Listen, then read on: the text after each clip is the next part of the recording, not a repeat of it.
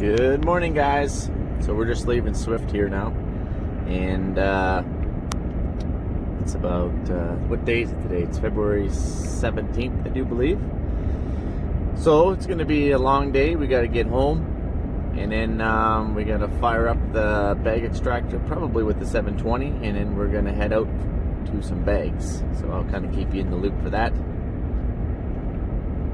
So I guess I will just see you when I see you. So I just wanted to comment on a few things. When leaving Swift Current, first thing in the morning, first thing being around that 6 to 7 a.m. in the morning, 6 to 7, most likely one of three things will happen to you.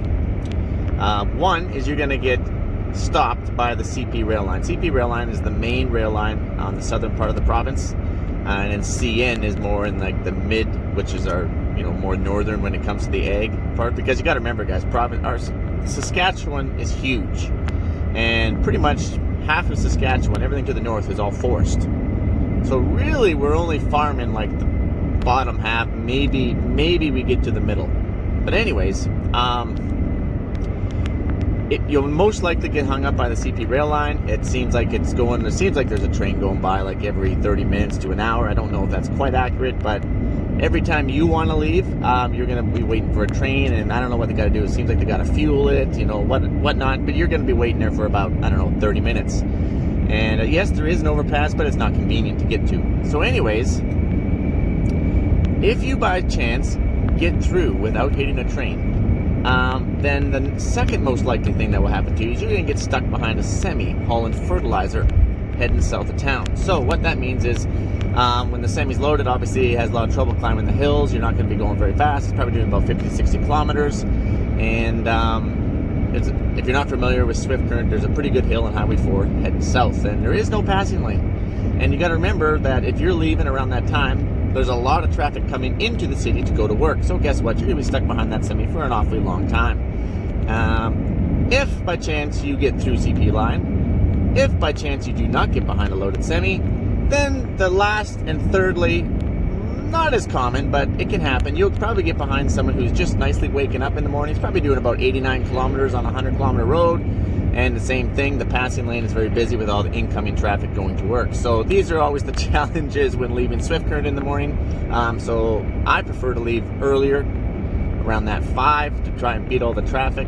And it doesn't matter what time you leave, 4, 5, 6, 7 in the morning, it doesn't really matter.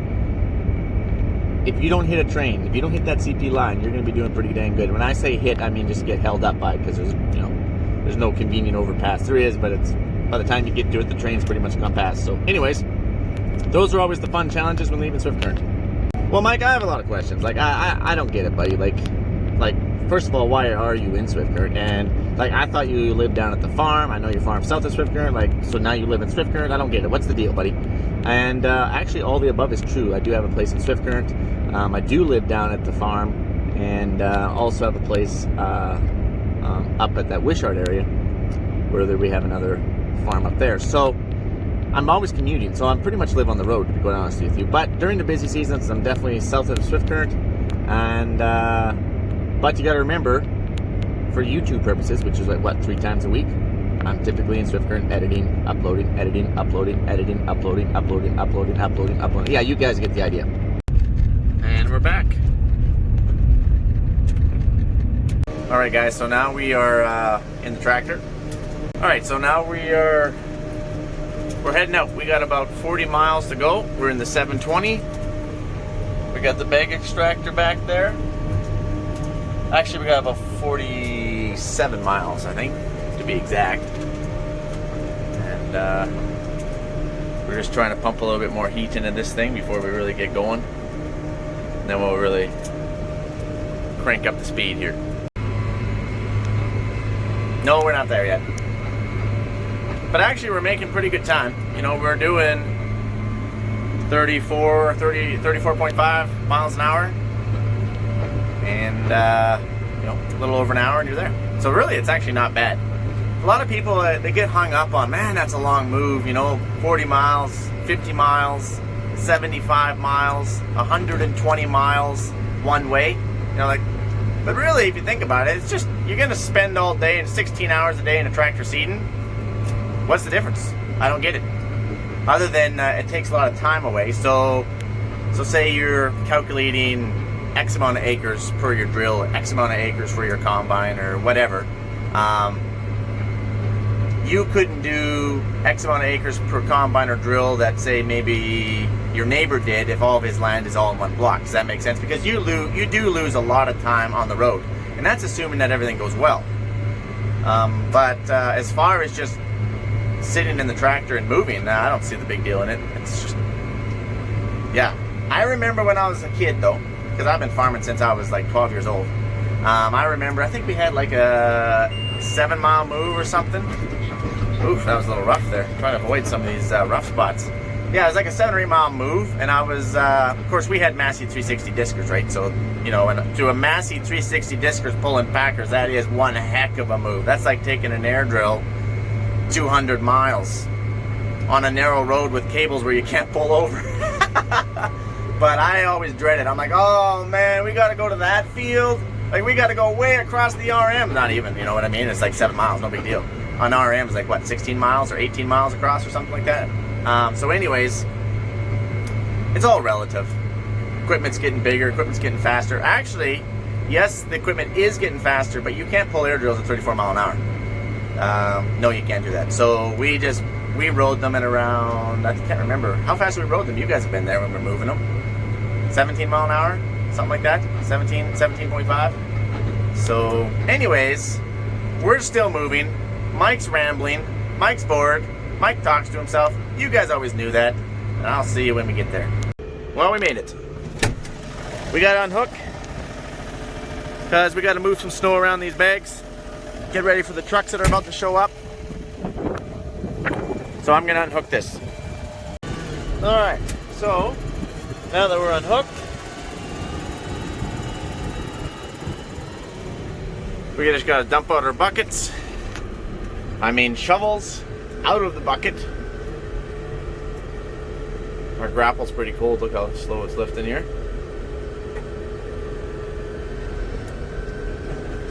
Get rid of those things. Why? Great question, because I need to plow some snow.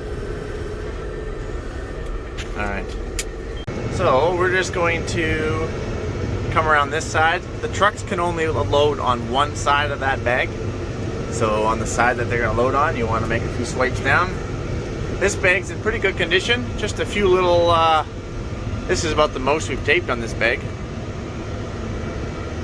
So here's hoping that it's a great pickup.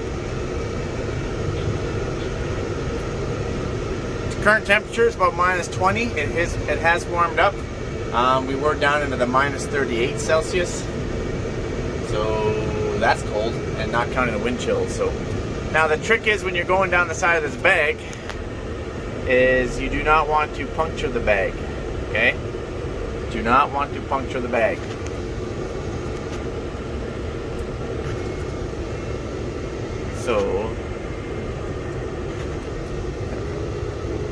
So we're just gonna do, and you don't want to go too fast, because what happens if you hit a rock or something? You'd be like hitting one of those manholes, or whatever the heck you call them, in the city, like those sewer lids. You don't want to hit those. I actually saw a guy who twisted his loader all heck because of that. So rock is the same type of deal out here. Just gonna take a few swipes out.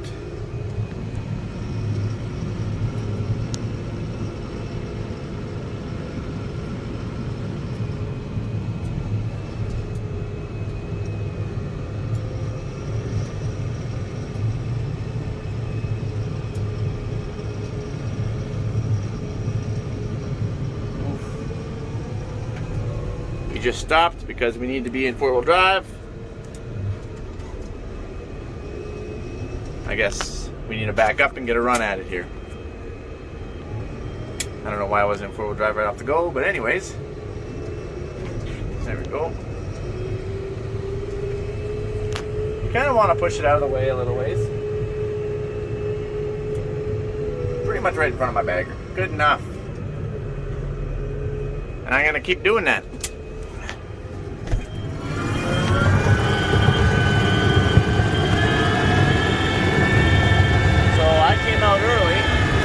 spots.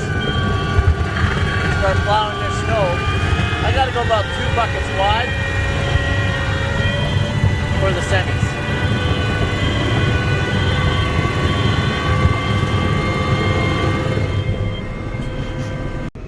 Round 2. And you'll kind of keep getting a little bit closer all the time until your bucket fills up. In which case you could just go off like that, dump it, go off like that, dump it.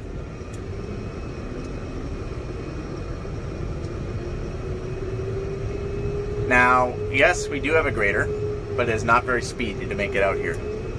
Yes, we do have a blade that you can pull, but I needed to pull that. And we knew how much snow was out here, and it wasn't a lot, so I figured we could just do a little pushing. But this is very time consuming. Like, this is not a very quick type of deal.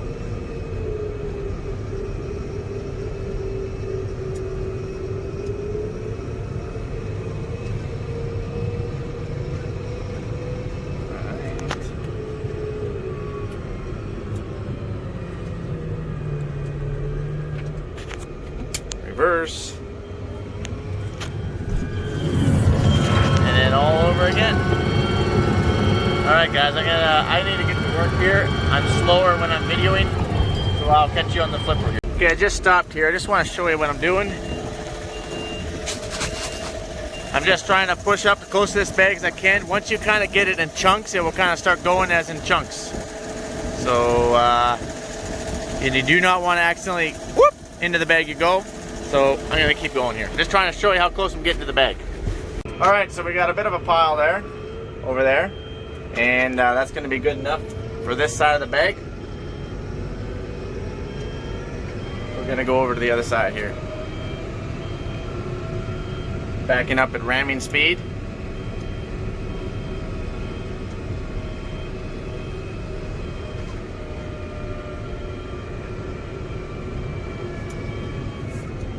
Alright.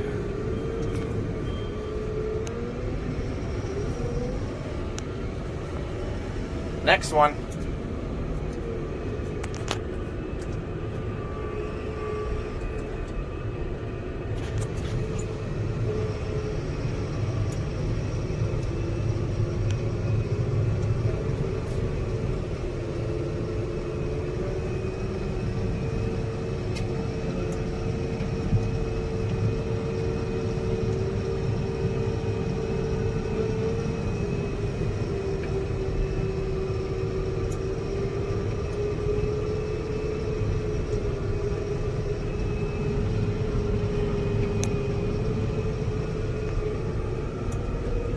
Beep, beep. Beep, beep, beep, beep.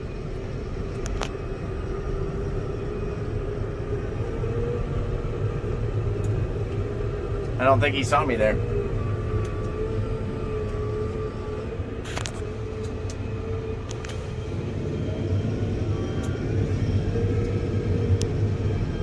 That's Jared.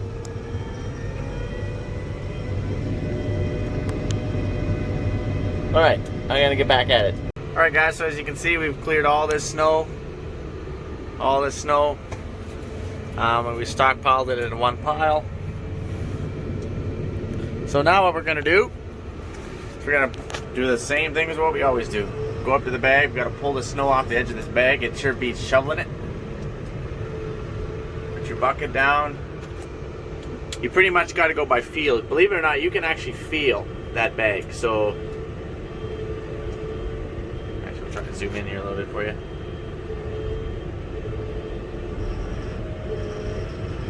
Go. Pulling that back. Go up there, grab another bite. Sorry about that. There, we're just gonna go up, grab another bite.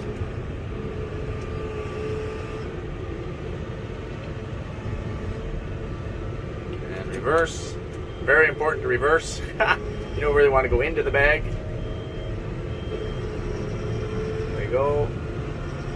So I'm just going to keep doing this here, and I'm going to try to eliminate as much shoveling as possible, taking that snow right there and put it on there for that pile. All right, pretty much good to go here for this first bag. Brian's here now with the semi, so I'm not going to hook up to the bag extractor quite yet. We're going to do a slice down this bag with a knife, peel it open like a banana on each side, see what we got in there, see if we have to do any scooping with the loader or anything. Hopefully not. Normally you got to do a little bit, but we'll see. I like how Brian automatically assumes the position for bucketing.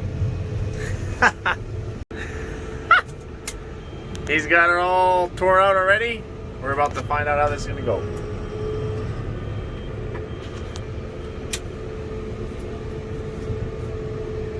I'll probably take a few scoops just to see. So we didn't pull any scoops out yet. Brian told me right away just to go and hook up, so that's a really good sign. That doesn't happen very often, you guys. But it does happen. Backy, backy, backy.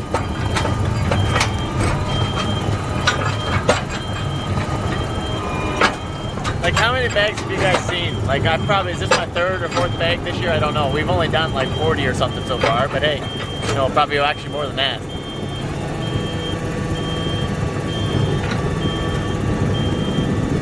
This is just an everyday thing.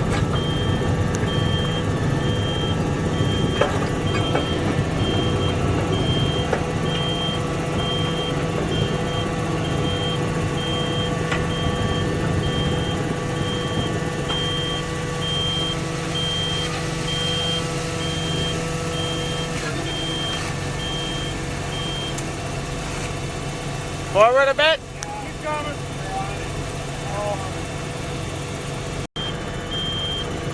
Keep coming.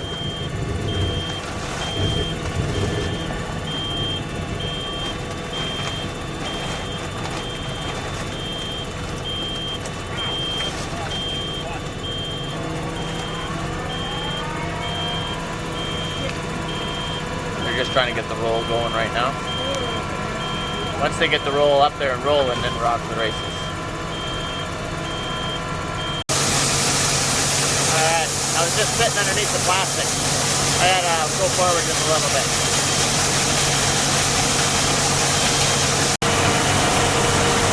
So far so good, we're just getting it going here. So this is how it's supposed to be, you guys. Zero waste, hook up, and go.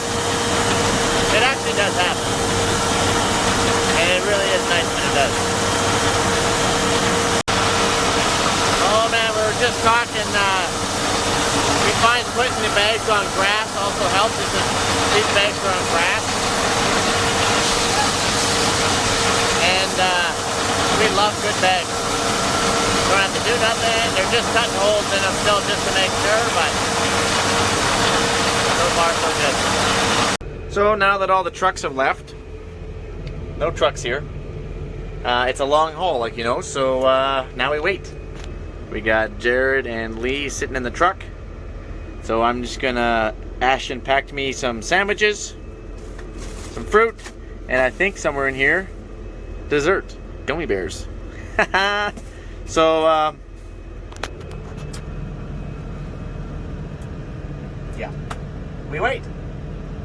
We only have so many trucks, so we wait.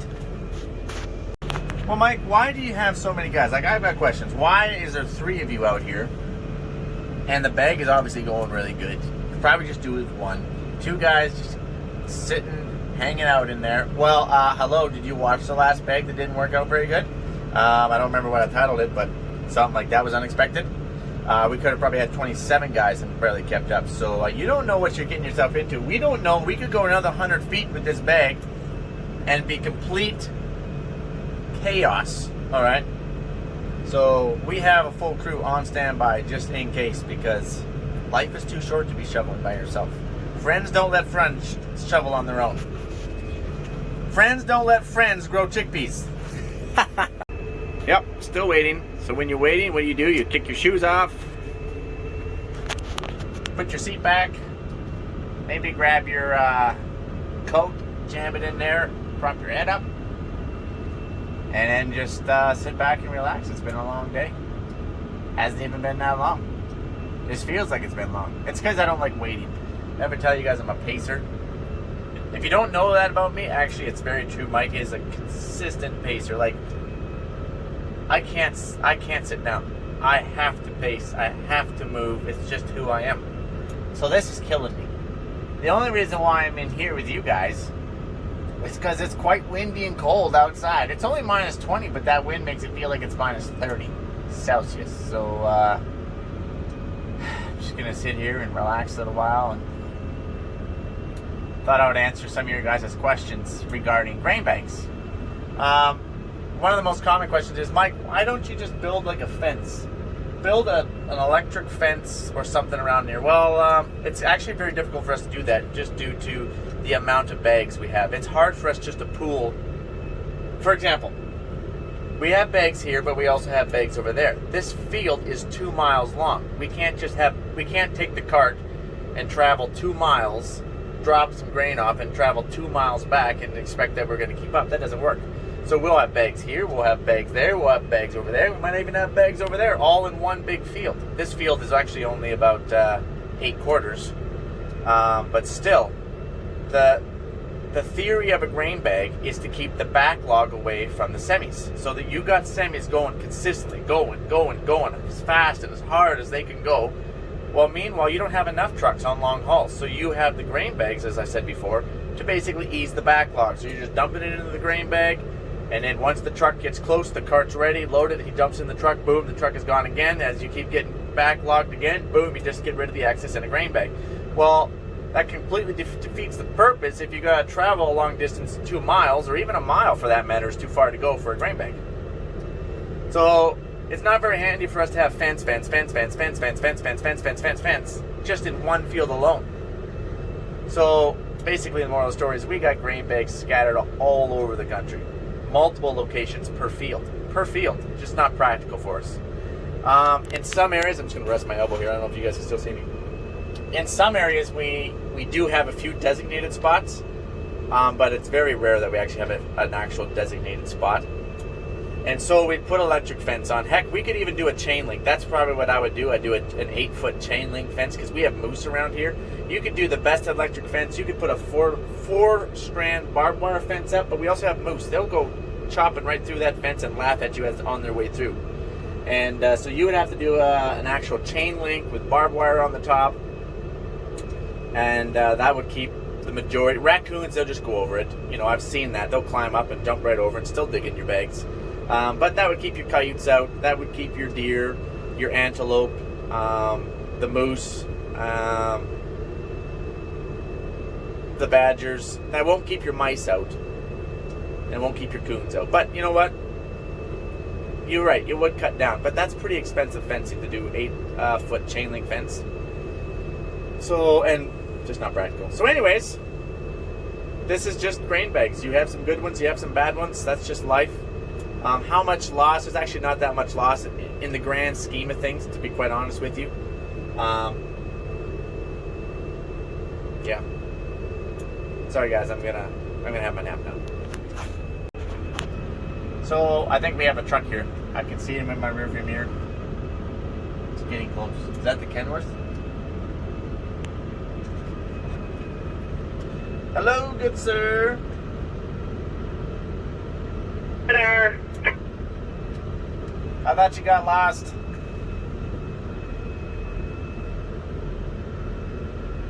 I just took a detour. Alright. Oh, you gotta get your tarps in. Oh, okay. You do it for me, I'm cold. I'm cold. I'm busy in here. I'm working. Can't you tell? Oh, I see. Okay, fine. I'll get ready to go here. Oh, I gotta go. And just like that, we're loaded. So, I know you guys got a few other questions. Mike, how long does it take to load a truck with this extractor? Well, it completely depends. Obviously, things are going really good right now. We can just about go ramming speed. Ramming speed is we can load about 43 metric tons in about 11 minutes. That's shutting it off to move the trailer and so on and so forth. So that's pretty stinking fast. You could probably do it quicker, but then you're putting your chain at risk. Now, normally I would say shear pins as well, but we welded those puppies solid, so those puppies aren't gonna, they're not breaking. But we have broke that 80 heavy chain back there by overloading it so much. So maybe you could get it down to 9 minutes max, but that's it. 9 minutes to load 43 metric ton. That's pretty dang fast. Next truck, please. So some other updates, I guess I should probably mention, is the Trident is getting loaded up. I think even this afternoon. It's going to go on a little road trip. More details of that to come. The merchandise is getting very close to being ready. It will be going to Patreon first, so the Patreon guys, prepare yourself for that. And we're basically, it's the shipping stuff. So not exactly sure how we're going to do this, but might have to do like a soft launch or something, because it's that shipping. Trying to figure out all the shipping to send it all to all 4 corners of the world. It's not actually very easy to do. Now, a lot of people, they just sub that out. They don't, they just send that to somebody else to deal with. But we're not quite to that stage yet, so we're having to do it all on our own. We'll package it on our own. We'll ship it on our own. So bear with us, okay? Anyways, I think that's it. I think we might go play some hockey at the rink tonight, maybe. At our rink, at our little hockey rink. And, well, I guess it depends. We're not going to get done this. We're going to be out here tomorrow. Well, you guys might not be, but I'll be out here, so. Okay, guys. Thanks for hanging out. And, well, what's Patreon? Oh, great question. That's basically the only social media platform that I use. So the link is in the bottom of, the link is in the description of every YouTube video that I've ever done. So you can check it out there if you would like to. Adios, amigos.